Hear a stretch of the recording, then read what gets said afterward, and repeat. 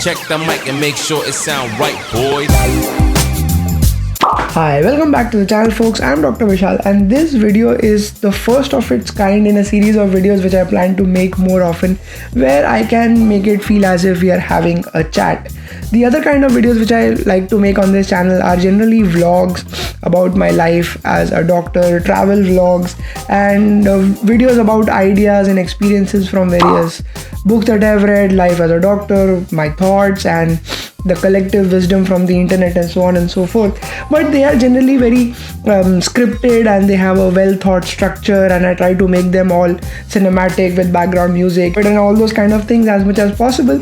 But I believe that is not how we generally talk to each other as friends. So I wanted to make a series of videos where I can talk to you as a friend, where we can feel like we have hung out together. In fact, a perfect way of watching these videos would be to just listen to them, and that would have been possible if you would have had YouTube Premium account. And that is the topic that we are going to talk about today, that the apps which I pay for, the apps which I found worthy of paying for, which is a very rare habit to find as an Indian person, and what is the thought process behind paying for apps, why I never did so, why I do now, and what is the basic idea behind buying expensive stuff. How do I personally decide if an app or a product or anything else is worth buying for, especially the expensive ones or the ones which we don't really think about buying, other than the basic necessity, the so-called fancier ones. What is the idea behind it and how do I choose? So the first app that I pay for is YouTube, and I decided to pay for YouTube because I was spending a lot of time on YouTube, not just as somebody who watches videos but also somebody who puts videos on the platform. So because I was watching a lot of videos, I thought not having so many ads to see would be a great welcome change. And when I found out that it is just 139 rupees in a month, then I was like, I think I can spend 139 rupees in a month, which brings me to the first way in which I decide if something is worth paying for. And the first rule, the thumb rule which I generally follow, is that I try to recollect if I have spent, do I have a calculation of the amount of money that I have spent over the past month or two, and if 139 in specific or some amount of that kind, if I can remember. So if I cannot recollect that, where did I spend 140 rupees, 139 rupees? It could have been a cab, it could have been a coffee, it could have been some outing with friends, or some stupid thing I would have bought off Amazon or something else. If I can't recollect that, then probably that amount of money is not really important for me as such. So I might as well use it for paying for something that I need, something that can add value. And I realized that once you start paying for YouTube Premium and those ads go away, it is one thing that you cannot go back to.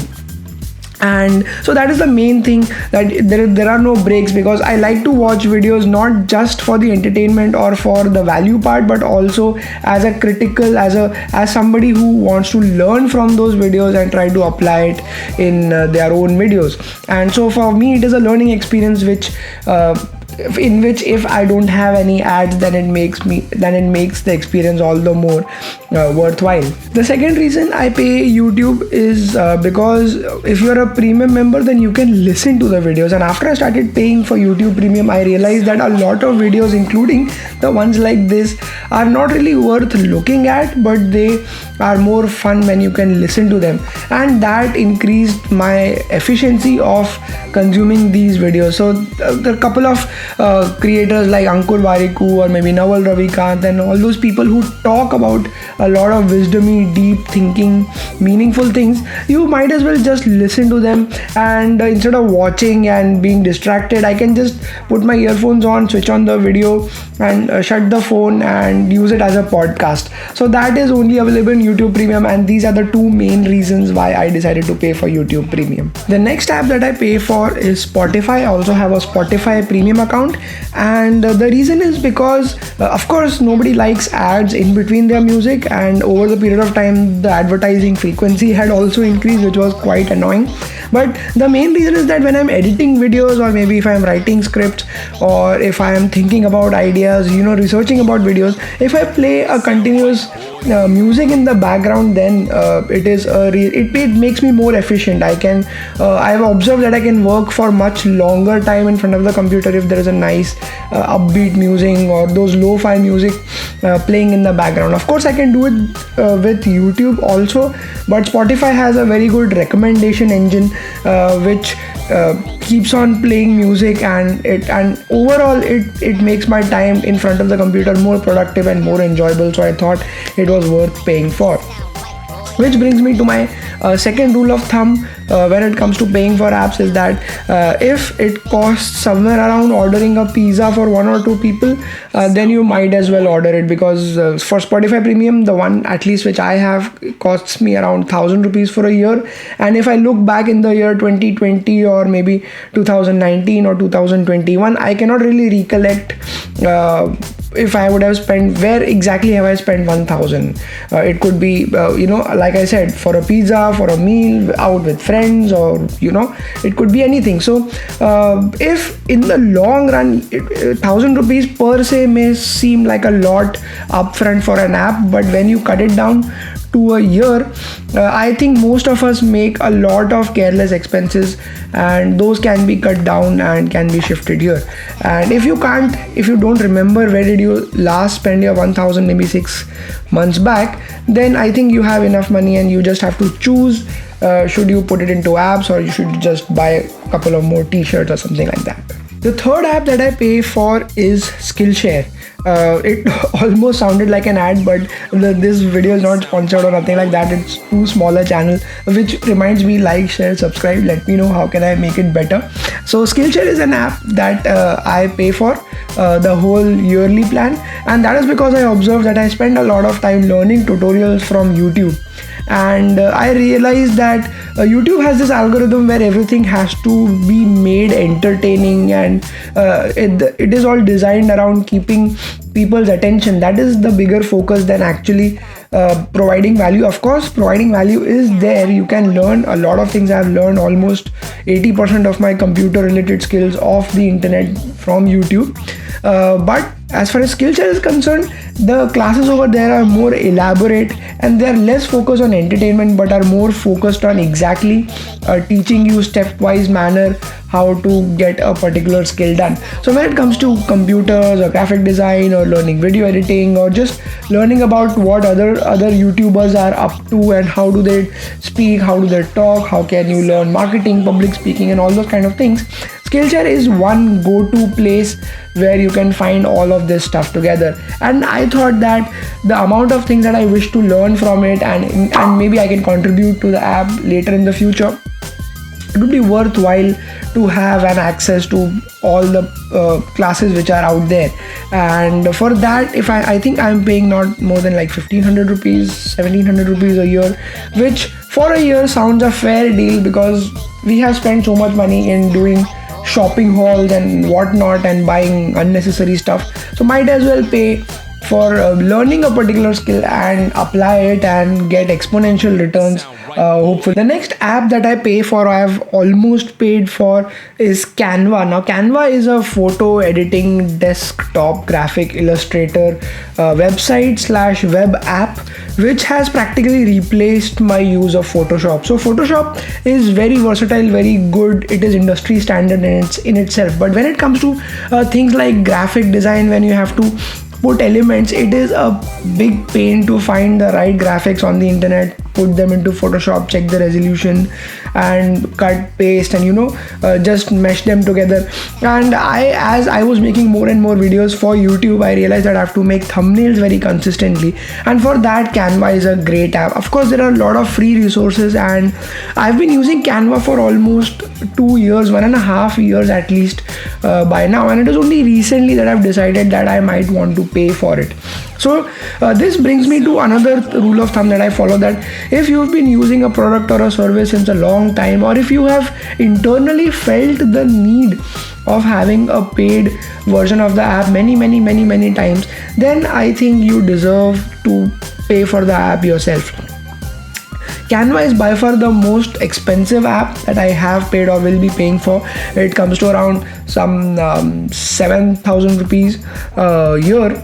and that it is even more actually, but with the Skillshare I think you get a discount and it comes to around 7,000 rupees a year, which if you are somebody who creates illustrations, graphic design, all those things, presentations, thumbnails, Instagram posts, stories, the fancier ones regularly, then I think it is money which is worth spending on, because the time which it saves, the variety which you get, the good quality stuff which you can produce with the help of it is unmatched. It is immense.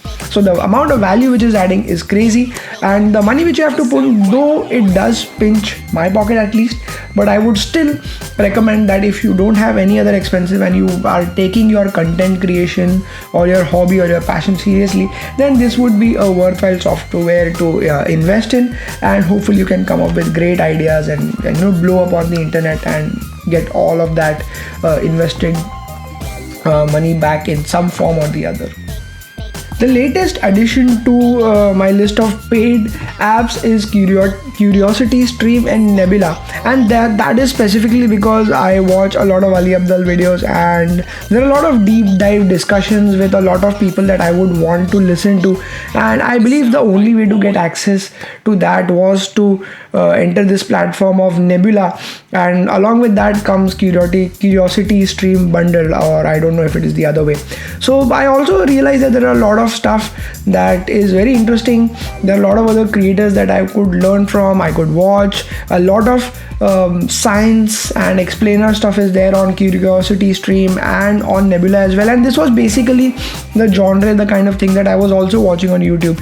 So if they have an ad-free, more detailed, more elaborate version of all these videos, these kind of things that I like to watch, then why not? In fact, my Netflix list was also full of a lot of Nat Geo documentaries and all that kind of stuff. Of course I do watch the popular ones as well, but I believe they drain a lot of time, and because I would like to learn and make more videos, then I would like to have a good diet, a good input of ideas as well.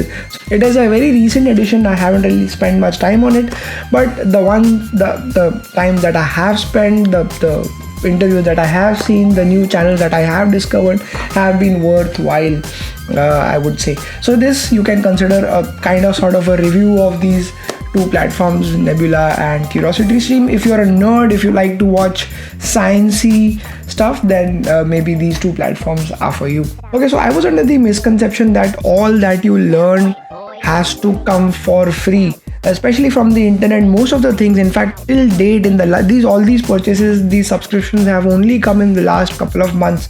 Till then, all that I've learned from the internet was practically for free.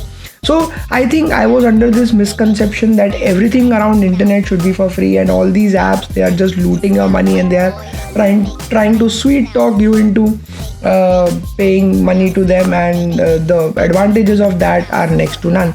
But as I started to understand, and I tried one cheap app like YouTube Premium, and then move on to Spotify, which is like almost the same, slightly cheap, slightly expensive here or there, I realized that these guys are not fooling you. Not every other app is trying to fool you or steal your money, and there is value to be gained by paying these people for the app, the product, the service, the hard work that these guys do.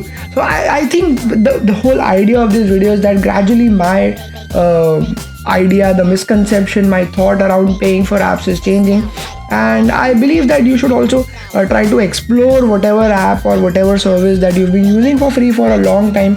Why not pay for it once and see how better it makes your life? And like I said, there are a couple of thumb rules which may have, could have, should have, can help you. And let me know which app did you try, or if there's any other app that I've missed that you think might be helpful, or the one which you are paying for which I can learn from. Let me know in the comments down below if you've watched the video this far, and I really thank you. And I'm always confused about should I talk in English या मैं हिंदी में बात करूँ. I believe if I speak in one language then it is easy to understand, इसलिए मैं सिर्फ English में बात करता हूँ, हिंदी में नहीं करता हूँ. So if you have thoughts about that, let me know that in the comments as well.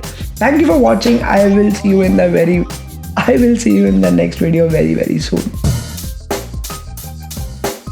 Check the mic and make sure it sound right, boys.